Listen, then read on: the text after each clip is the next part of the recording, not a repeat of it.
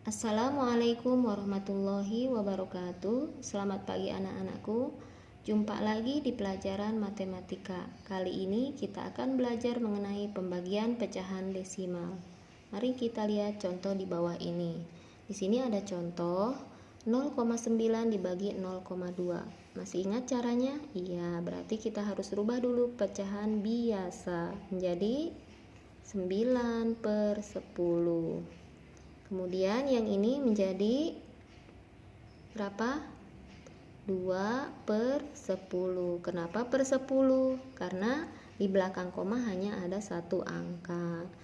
Nah, setelah seperti ini berarti karena perkalian lawan dari pembagian lawan dari perkalian, berarti kita cara menjumlahkannya dengan cara dikali. Angka yang di depan tetap 9/10.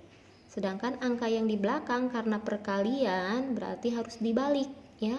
10-nya yang di atas, 2-nya yang di bawah. Seperti ini jadinya ya. Nah, sebelum kita menjumlahkan, sebenarnya kita bisa langsung menjumlahkan, tapi untuk mempermudah kita menjumlahkan, kita lihat aja di sini adakah angka yang bisa dibagi antara pembilang dengan penyebut. Ada, yaitu 10 dengan 10 ya. 10 dibagi 10 1 gitu. Berarti tersisa 9 dengan 9/2 seperti ini. Apakah masih bisa dibagi lagi? Tidak bisa, karena ini bilangan yang ini bilangan genap, yang ini bilangan ganjil. Jadi tidak bisa dibagi lagi. Cukup sampai di sini pecahan biasanya. Nah, sekarang karena yang diminta pecahan desimal, berarti yang ini harus dirubah ke pecahan desimal ya. Dengan cara bagaimana? Masih ingat dengan pasangannya? Ya. Kalau desimal itu penyebutnya harus per 10. Kalau tidak per 10 per 100. Kalau tidak per 100 per 1000. Berarti ini dua pasangannya dengan berapa? Agar menjadi per 10, per 100 atau per 1000. Kita ambil angka yang paling kecil aja ya. Berarti 2 dikali 5 itu nantinya hasilnya per 10. Yang bawah dikali 5, yang atas juga dikali 5. Jadi per 10 ini ya yang di bawah, yang di atas jadi 45. Nah, setelah kalau seperti ini sudah bisa dibuat desimal karena di belakang koma itu satu angka ya. Di belakang desimal kan ada nolnya, berarti tinggal satu angka di belakang koma. Paham kan? Iya. Kita lanjut ke contoh nomor 2. Ini menjadi 24/10 dibagi berapa? 5/10.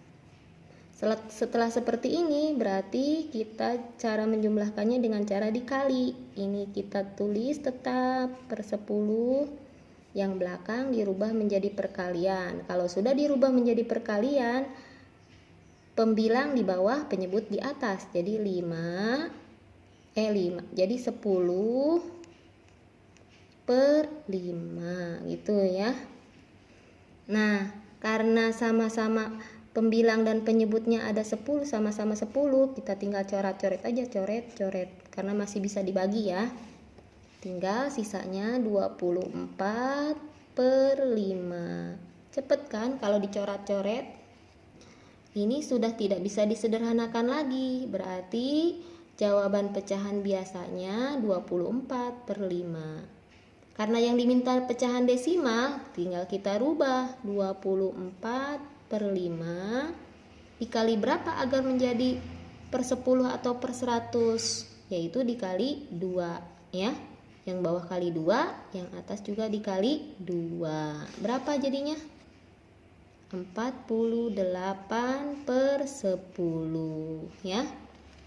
Kemudian baru kita bisa kasih koma menjadi 4,8.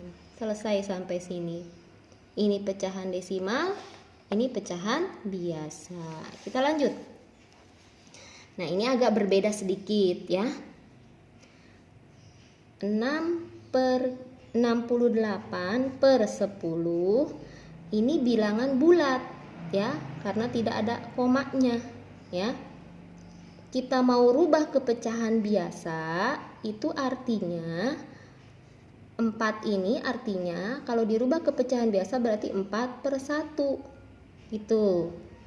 Karena 4 dibagi 1 sama dengan 4, jadi tulisnya 4 aja ya. Ini pecahan desimalnya, ini pecahan biasanya ya.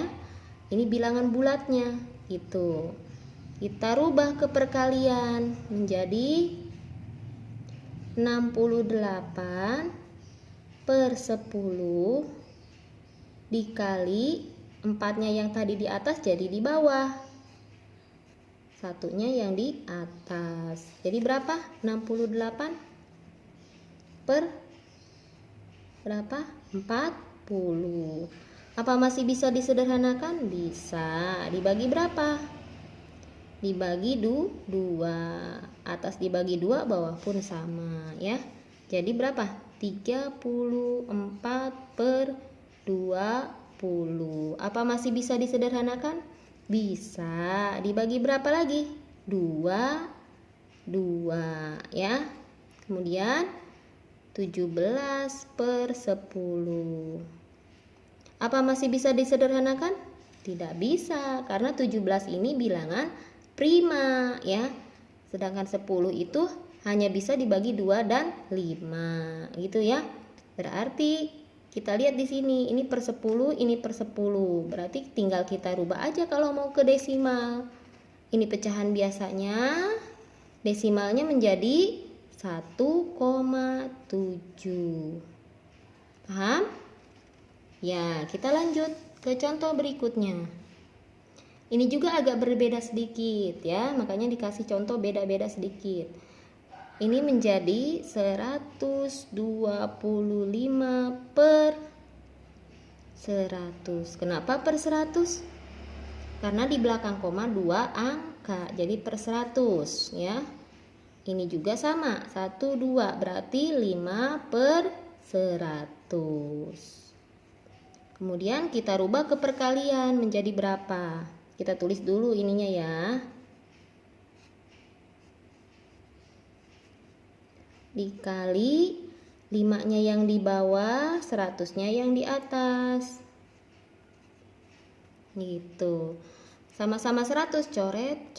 Tinggal sisanya 125. 125/5 gitu. Nah, berapa 125 dibagi 5? Sama-sama punya 5, ini 5, ini 5. Dibagi berapa? Dibagi 5. Dibagi 5 sama dengan 25/1, atau cukup ditulis 25 saja ya. Berarti ini tidak bisa dirubah ke pecahan desimal. Paham? Karena 25 dibagi 1 ya udah 25 jawabannya. Oke? Kita lanjut contoh berikutnya. Ini ada 3 bilangan. Ini menjadi 48 per berapa? Di belakang koma 2 angka berarti per 100 ya. Kemudian dibagi ini 3/10. Dibagi lagi 5/10 ya, beda tuh komanya, ini satu angka, ini satu angka gitu ya. Kemudian kita rubah ke perkalian ya. 48/100 dikali, kalau dikali dibalik, 10-nya yang di atas, 3-nya yang di bawah. Sama ini juga, 10-nya yang di atas, 5-nya yang di bawah. Caranya bagaimana? Caranya kita cari cara yang mudah ya. Ini kita kali dulu, 10 kali 10 sama dengan berapa? 100 ya. Tinggal 100 dibagi 100, 100 dibagi 100, coret itu ya, habis kan? Tinggal 100 bagi 100 kan 1. Terus 4 sisanya di sini ada 48, 35, 3 dikali 5 sama dengan 15 gitu ya. Apa masih bisa dibagi? Bisa. Dibagi berapa? Dibagi 3. Ini pun dibagi 3 gitu ya. Kemudian berapa jadinya? 48 dibagi 3 sama dengan 16. Ini dibagi 3 sama dengan 5. Masih bisa dibagi atau tidak? Tidak bisa. Ini pecahan biasanya. Ya. Pecahan desimalnya berapa? Tinggal kita kali aja. 16 per 5 dikali, agar menjadi per 10 atau per 100 berarti ini dikali 2. Ini juga dikali 2. Berapa 16 dikali 2? Sama dengan 32 per 10. Kalau dirubah ke pecahan biasa menjadi pecahan desimal menjadi 3,2. Selesai sampai sini ya. Ini bentuk pecahan biasa, ini bentuk pecahan desimal. Paham ya sampai sini ya? Oke, kalau sudah paham, kalian tinggal kerjakan soal di bawah ini 1 sampai 5 ya. Caranya seperti tadi. Bagi yang kurang paham, tinggal tanyakan sama bu guru atau sama orang tua kalian di rumah. Oke? Terima kasih. Assalamualaikum warahmatullahi wabarakatuh.